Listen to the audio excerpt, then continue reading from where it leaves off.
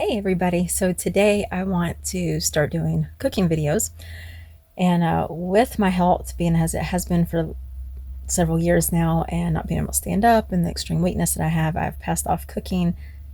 I guess you can say passed off cooking to my oldest two, Soraya and Aaliyah. Aaliyah does most of it. She really enjoys cooking, but today Soraya is going to do a video on making cassava flatbread. She makes this wonderful flatbread. It's really good.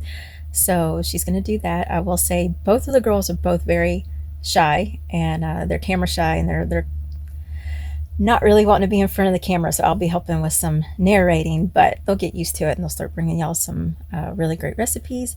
So I want to give a little history. I started my first restrictive diet when I was 18. So I had a lot of digestive issues when I was in high school and even a little bit before that. Eighth grade, I started, I couldn't eat breakfast in the morning. I could drink something, but I couldn't eat anything. It'd make me feel nauseous. And that got, I actually still will deal with that. I can eat breakfast, but it has to be a later, like brunch. It can't be breakfast time.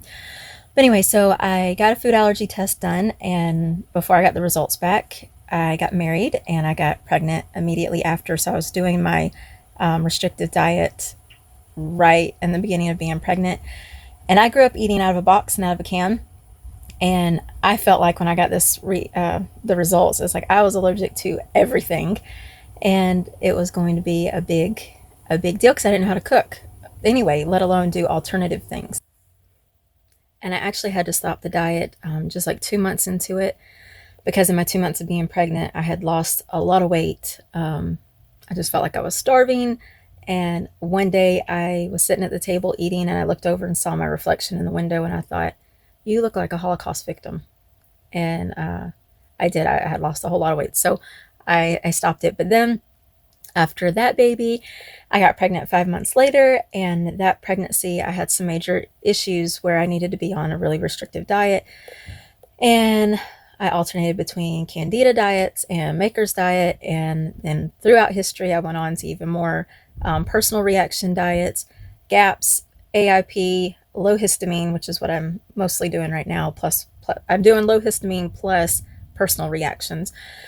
And I would flip flop at different times. Like sometimes I go on Maker's diet for like a year, and then years later I go back on it again. So I've done a lot of flip flopping and had to learn, because every diet has different things you can have. Sometimes you can have no grains, sometimes you can have just gluten free grains or whatever. So I've had to learn to adapt, and that can be really intimidating or nerve-wracking for people when they're going on a restricted diet and they're like, I don't know how to cook, or I don't know how to cook without using gluten or whatever else. And so I want to help people to learn it's not the ingredients, that it's the type of ingredients, it's the textures, it's not what actually you're putting into it, it's how it feels, its texture, and then of course what it tastes like. And so really it's broke down into your dry ingredients, if you're using leavening or not, what kind of that, your fats. So if you can have coconut oil, great. If you can't, and you can have butter, great. If you can't, you can use olive oil, or you can use, it's there's lots of different options. So it goes down to your fats, and then your flavorings. And that can be, whether you're doing a salt, doing a savory with seasonings, or you're doing something sweet, it goes your sweeteners. It's not sugar. You can easily replace sugar with something else. It's just changing the ratio. So if you use maple syrup, that's wet. So well, that's another part. You have your wetness, your dryness, your flavors, and your fats. That's really what it all comes down to. And it's just the ratio to get the right texture and flavor that you want. So if you're using a wet sweetener, well, then that takes off on your other liquid that you would normally use. And so it might sound complicating, but it's really not. So it is trial and error a little bit, but it's really just knowing, okay, this is what pancake batter looks like. How can I get it to look like that, depending on what you're using? And so it's not really so much exact. So I have a problem with not using recipes and not being able to give recipes, because I'm very much, I can look at it and tell if it's right. I throw it in the bowl, I look at it, and I taste test. And my children have learned that from me. And so we're all the time, we'll make something, we'll take it somewhere, and everybody's like, oh, I need your recipe. And I'm like, I don't know. I can't tell you. You have to watch me. And so I thought, because I've had people ask for our recipes. I've had somebody already on one of our videos ask for a recipe. And I thought, well, maybe it'll just be easier if we do it as a video. And so that's what we're going to do. We're going to do it as a video, try to measure it, but you can at least see the textures and what we're doing.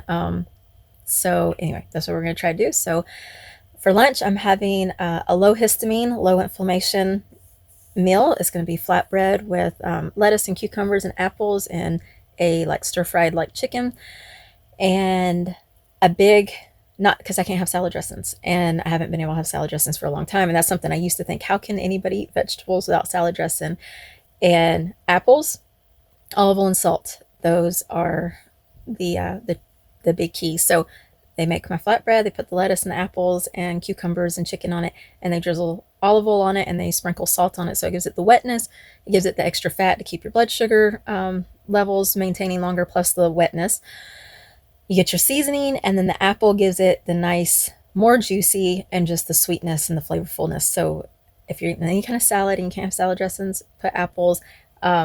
Really, it works on a lot of things. If you can't have ketchup and barbecue sauce and all those kind of things, whatever you're making, put apples. If you're making roast, put apples in it. If you're making, some kind of meat, cook, stir-fried apples with some butter and sea salt and some stevia if you need to, and put that with it, and it'll give you this just sweetness and moistness, and it gives you that. When you go without sauces of any kind, food really is like, oh, it's so dry and it's difficult to eat, and that's been my like big secret. If you're having trouble because you can't have sauces off of one of your diets that you're on or reactions, you can't have vinegar or whatever, do apples. And also, apples are high in quercetin, so it helps with allergies. So that's a big secret, that I eat apples every day. I take quercetin too, but apples is a big part of my feeling like I'm not starving, because I can have sweets with apples, I can have savory with apples, and it gives it a saucy like thing. So anyway, so we'll get going on making the flatbread.